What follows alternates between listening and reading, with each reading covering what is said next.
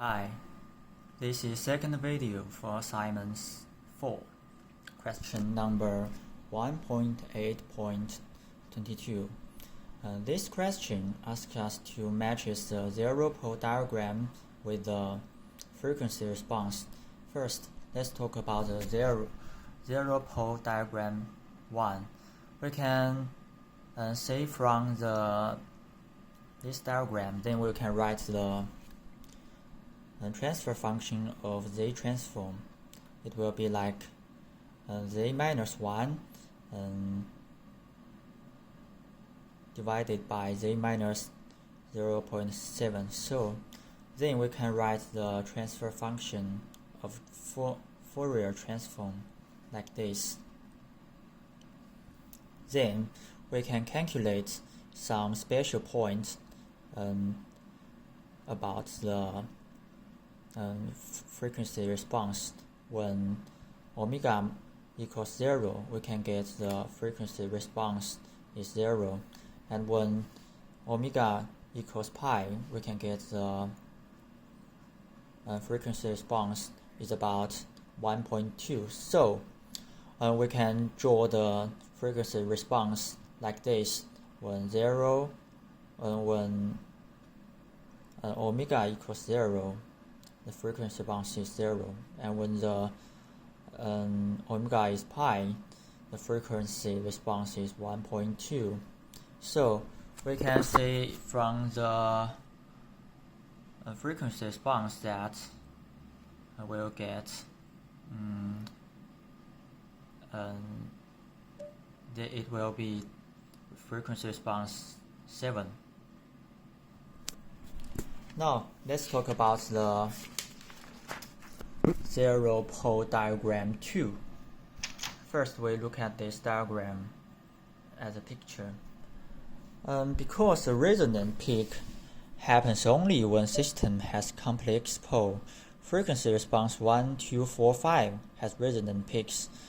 First, we calculate the transfer function of z transform, that is z powered by 2 divided by z minus r times e powered by j theta times z minus r times e powered by minus c times theta.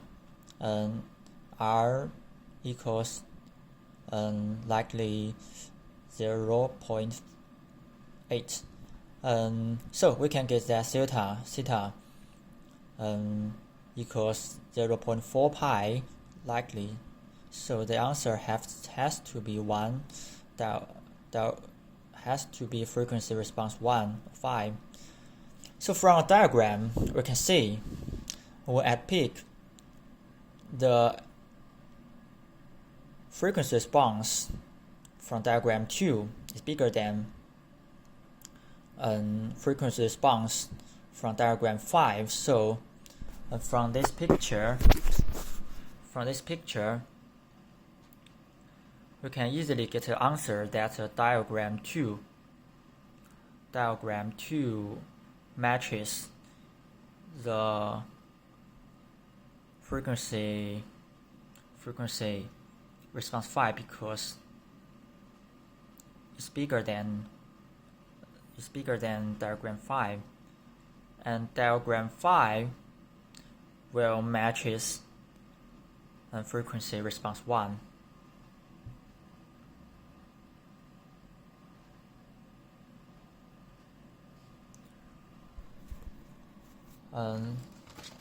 Then we talk about the zero pole diagram 3. Because the resonant peak happens at a lower frequency, so this diagram has to be matched with frequency response number 4, this one. Then we go to zero pole diagram 4. First, we calculate the transfer function of the transform, that is z plus 1 divided by z minus a. Then we go to the Fourier transform, that is e powered by j omega plus 1 divided by E part by J omega minus A. So we can get when omega equals pi, this equation equals 0. So we can find when omega equals 0, this equation equals 0, frequency response is 0. That has to be the diagram 6, because only diagram 6 is the frequency response is 0 when omega is 0. So let's go to the 0 pole diagram 7 and 8. Because these two diagrams are very likely, so we talk about it together. First, we calculate the Z transform transfer function diagram 7, that is Z divided by Z minus 0.6, and then we go to the Fourier transform, that is E powered by J omega divided by E powered by J omega minus 0.6. So we can get when omega equals 0, this equation equals 2.5. So let's find the frequency response. That will be frequency response 3 when omega equals 0, and the frequency response is 2.5. This one. And then we use the same method to calculate the to match 0 pole diagram 8. First, calculate the Z transform, that is Z divided by Z minus 0.8, and the Fourier transform is E powered by J omega divided by E powered by J omega minus 0.8, and when omega equals 0, this equation equals 5, and we can easily find that it will be frequency response 8.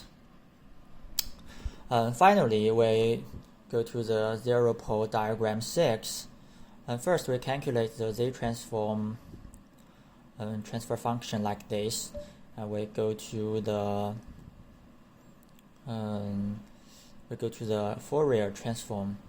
We don't care about the denominator of this equation. We only care about the numerator of this function. So when omega equals 0, this equation equals 0.